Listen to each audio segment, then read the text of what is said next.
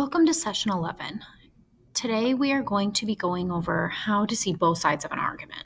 Okay, so just so you know what the end goal is, we are going to be finishing debating with different positions on a role-playing games. Okay, just like we were doing with the hijinks article.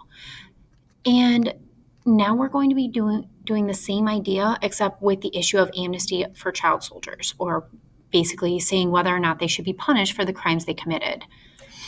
We will be sending those out as letters to people to convince them of your stance on this issue. You can choose between one of the four options: Amnesty International, UNICEF, Invisible Children, or the U.S. military. You get to choose who you want to send your letter to, but we will be sending them out. Here are some tips to be a great debater in writing and as a verbal debate. You're supposed to state your clear claim. Okay, make it clear from the very start. You shouldn't have to worry or wonder what is going on within the first 2 minutes, okay? Within the first 10 seconds, everyone should know what stance you have. You should support your claims with reasons and evidence, okay? It needs to be specific. You need to quote facts, statistics, and experts so that it is definitely supported with valid and true evidence, okay, to give it more credibility. You do need to acknowledge other perspectives. That's our counterclaim, all right? You need to be principled, which means that you need to stand firm on what you are talking about. You can't be wishy-washy. You cannot sound like you stand on the fence of something. You have to make it clear, this is what I believe. And you need to be prepared. You can't be stumbling over your words, kind of like how I do usually. But you need to be prepared in a verbal debate as well as your writing. If you're rambling on, people lose interest and they stop listening. You have to be willing to rethink and reconsider.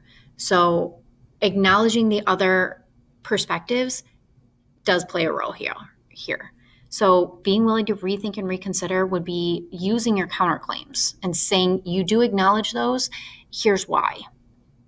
And then you're going to try to restate your position if you come to a new thinking. Because sometimes halfway through research, you might realize that you don't agree with what you had originally thought. So we are going to set up an actual debate. And this is how the steps of an actual debate go. First, you have to listen to the argument total. Then it's called a caucus, and I'll explain that in a little bit. You're going to state your cause. There's another caucus.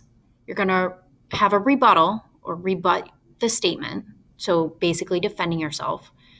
And then you're going to have a second round, or it concludes, okay? We are going to have a second round of it using different pieces of evidence, all right? So this whole setup is going to take place twice, and then we're going to lead to our conclusion.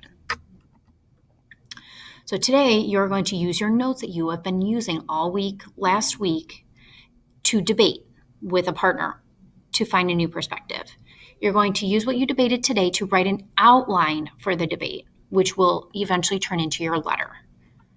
All right, and I will have a second video on specifically how to end or how to do the caucus and how to show a debate.